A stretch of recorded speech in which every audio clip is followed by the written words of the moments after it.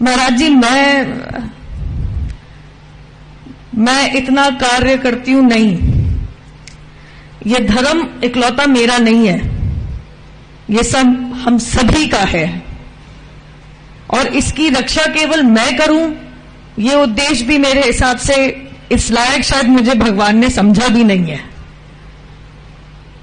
परंतु सनातनियों के लिए, हिंदुओं के लिए और कोई देश भी नहीं है, यह सत्य हम सबको भी पता है। जब ऊंचे पदों पर बैठे लोग कह देते हैं हिंदू हिंसक हैं, ऊंचे पदों पर बैठ के लोग कह देते हैं कि हिंदू सनातनियों का नरसंहार कर दो, दो बात कहूंगी। जो मैंने देखा है पिछले 2 साल में,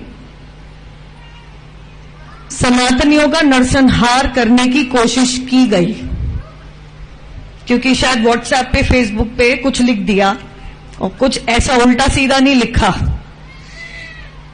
और अगर हिंदू हिंसक होता तो एक हिंदू सनातनी बेटी को इस सुरक्षा घेरे में अपने ही देश में अपनी आजादी गंवा के रहने की नौबत नहीं आती।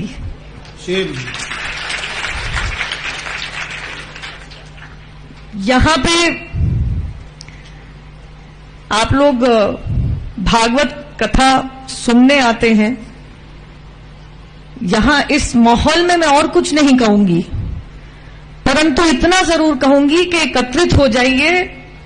महाराज जी बिल्कुल सही कह रहे हैं, किसी और घर की बेटी तो दूर की बात है, किसी और घर के किसी सदस्य को भी वो ना देखना पड़े जो मैंने देख लिया।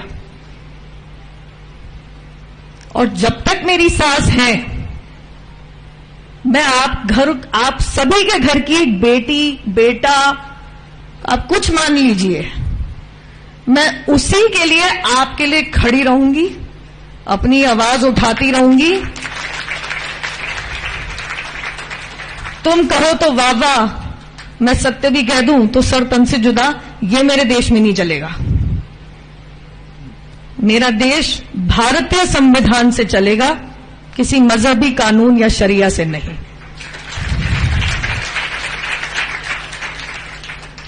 भारत माता की, मुझे आवाज ही नहीं आई आप लोगों की। भारत माता की, भारत माता की, वंदे वंदे गिरिराज धरण की।